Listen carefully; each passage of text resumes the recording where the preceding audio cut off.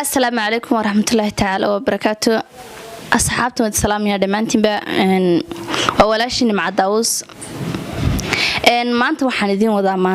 maasadaasoo kolley haru maxay toolay jalan oo galiya ama madee la daawadayba dabcan markaas maasadaas waxay ka hadlaysaa hablaheena Soomaaliyeed digniinta hablaha Soomaaliyeed ayaa la dhahaa magaceeda markaas maasadaas waxay ugu sababay ama sida ay ku baxday ayaa ah sidan aan idin soo wado ama aan idin soo jeedin doono maasadu waxay ku baxdayeen horta anigu marka hore Hargeysa joogay aan joogay maalin kamida ayaa waxaan ku fikiray habluhu waa kuwan hablii waxay aad u xidhaan imika ana ma isticmaalaan ugu badan yihiin dhar dhajisa ama adigu soo jiidasho leh kadib waxaan siri sababta hablana xijaab jiidayaan hablana ay u xidhan yihiin dharkan maxay toolay soo jiidashada sameynaya eeg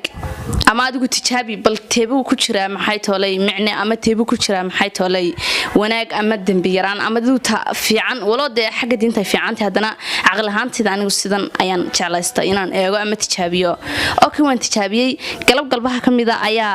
waxaan xidhayeen يعني حجاب ينقاب يشربات يدا مريف في عنا ضد ما شاء الله كدب قلبتي كحتي هرت قلبتها وحنا لصق كل ما يرنهانتي ضد يدو في عن أما عن نفتي دور كرا أما عن قلبي جبا محيط علي بوسكسين كرا ما أنت كحتي أيادتكم ما فهم سنة بس أنا قمنا شو وحنا كوتها حول أما عرني جارا ما أنت كحتي أيام حسمي وحنا حد ما أنت ندرج ساعة ضد هبلو إحنا أما شيء أما دمري عندك سكوا ولا سكفهمية maalintiis marka saas sameeyay ayaa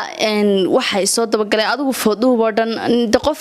qof wanaagsan waan waayay dadana maxay tolay maasadu sidana ay ku baxday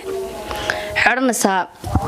hablaheena diintiga ka diday xijaabkii dumarka hadda joogay jidhkoodii daabacay dawa aan la garanay dhalanteed ku dabargaay marka dabad joogtiye dariiqyada maraysana kaba ciribtu dheertiye dirac qafiif soo xidho dib jirbaa ku dabagalo qof wanaagsan ka durug marka aad dayacan tahay inaan ku badanayneen ama dooqo ka galin hadal wuxuu ku daayaa hablaha dunida joogiyo duulka hadda joogiyo dunidaad u shidan tahay labiskaaga dunida Afrikaan ku duuleen doqonay damiirlay ku dadaashay adiguna labiskii daboola waa iga dardaarnay hablo maqla digniintayda dhulkan aad dul socotaan dad baa idinka hooseeya aakhirada mowtaale tan duunye wayna aakhira loo dareeriyahay dadka socoya saakaba aakhira loo dintimayaye waa iga dardaarnay hablo maqla digniintayda